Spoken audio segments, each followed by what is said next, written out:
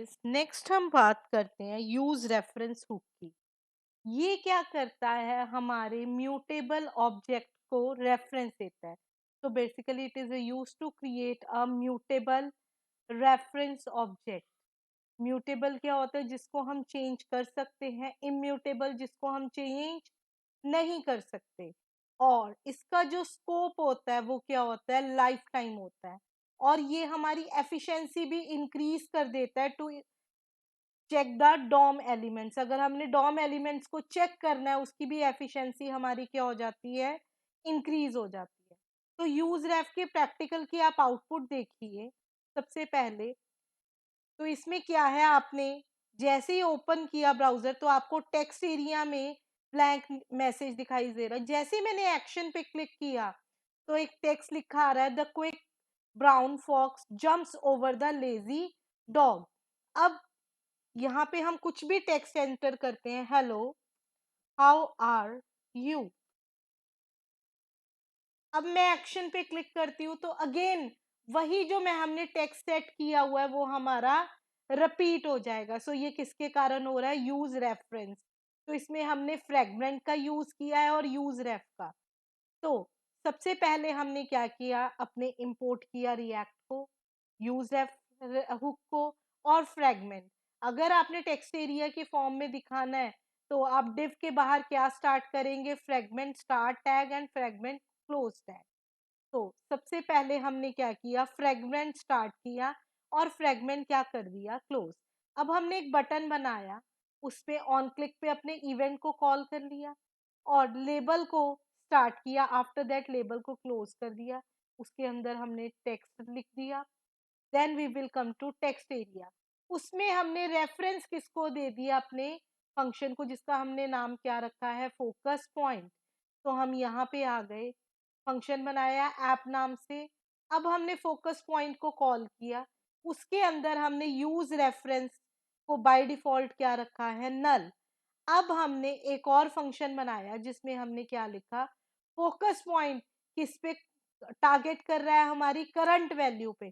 तो current value में आपने वही एलिमेंट लिख दिया जो आपको आउटपुट में आ रहा है, the quick brown fox jumps over the lazy dog. और फाइनली फोकस पॉइंट ने करंट जो एलिमेंट था उस पे हमारे क्या कर लिया? फोकस। अब हमारा जो ये वाला फंक्शन है ये कहाँ पे कॉल हो जाएगा? बटन में। और जो ये वाला है फोकस पॉइंट, ये हमारा कहाँ पे कॉल हो जाएगा? टेक्स्ट एरिया के। ओके गाइस, नेक्स्ट बात करते हैं हम यूज मेमो की। यूज मेमो काफी ज्यादा यूजफुल है। इसमें आपको रिकैलकुलेशंस को हर बारी करने की जरूरत नहीं पड़ती। तो यूज मेमो की क्या बेनिफिट्स हुए? परफॉर्मेंट ऑप्टिमाइजेशन मिली, हमें रिकैलकुलेशंस अवॉइड हो गई हमारी, एंड मेमोराइजिंग वैल्यूज हो गई। Got it? तो अब इसका हम प्रैक्टिकल परफॉर्म करके देखते हैं। हमने सबसे पहले तो इसमें स्क्वायर का फॉर्मूला लगाया। मान लो हमने किसी का भी स्क्वायर किया, 7 का स्क्वायर करते हैं हम, यहाँ पे वैल्यूज देके रिफ्रेश किया। अब हमने स्क्वायर किया अपना 1 2 3 4 5 6 8 का किया, तो हमारा 8 का स्क्वायर क्या आ गया? 64। सिमिलरली हमने वेबसाइट पे काउंटर चेक करने कितनी बारी हिट हुआ, ये हर टाइम आपका काउंट कर रहे हैं। Fine.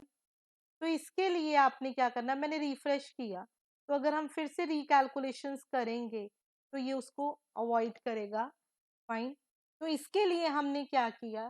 Firstly we will import React और फिर उसके अंदर हमने कॉल किया यूज स्टेट को। अब हमारा करंट वेरिएबल आ गया और ये क्या आ गया? हमारा अपडेटेड वेरिएबल। इसमें यूज स्टेट को जीरो रखा है, काउंटर में भी आपने यूज स्टेट को क्या रखा है? जीरो। अब हमें किसी भी नंबर का स्क्वायर करना है, उसके लिए हमने एक वेरिएबल अज्यूम किया स्क्वायर नंबर। जिस भी नंबर का वेरिएबल करना है वो हमने दे दिया और इसको एक एरे में स्टोर करना। हमने नीचे जाके एक फंक्शन बनाया स्क्वायर नंबर नाम से। जावास्क्रिप्ट में कोई भी चीज प्रिंट करवाने के लिए हम कंसोल डॉट लॉग या डॉक्यूमेंट डॉट राइट लिखते हैं। अगर हमने किसी का भी रेस टू पावर करना है तो हम क्या लिखेंगे? मैथ डॉट पॉ। अपर में हमने नंबर दे रखा है, रेस टू पावर 2 करना है, 3 करना है, जितने भी रेस टू पावर करना है वो हम डिफाइन करते हैं। नाउ अब हमने एक फंक्शन बनाया जिसमें हमने अपने इवेंट पे टारगेट किया। प्रीवियस वीडियोस में हमने किया था E dot target dot value क्या करता है, हमारे करंट इवेंट पे टारगेट करता है। अब हमें काउंटर चेक करना है, 1 बाय 1 इंक्रीज होता रहे, तो उसके लिए हमने सेट काउंटर में काउंटर +1 लगाया। देन हम डिव में गए, डिव में जाके हमने इनपुट का बॉक्स बनाया, उसके अंदर प्लेस होल्डर सेट किया और उसकी वैल्यू को कॉल कर लिया, जो कि हमने क्या सेट किया है, जिसका स्क्वायर करना है नंबर, तो हमने नंबर को कॉल कर लिया और ऑन चेंज पे हमारा फंक्शन कॉल हो जाए, जो कि हमने यहाँ पे बनाया है, जिसकी इवेंट पे हम टारगेट कर रहे हैं। फाइन। अब हम नीचे आए इंक्रीमेंट के लिए, तो आपने ऑन क्लिक में काउंट हैंडल को कॉल किया और काउंट को क्या कर दिया, प्लस प्लस, और फाइनली आपका काउंटर करली ब्रेसेस में कॉल हो गया। So this is the way how these hooks work. Thank you guys. Thank you so much for your loving support, and please like my videos and subscribe my channel. Thank you so much guys.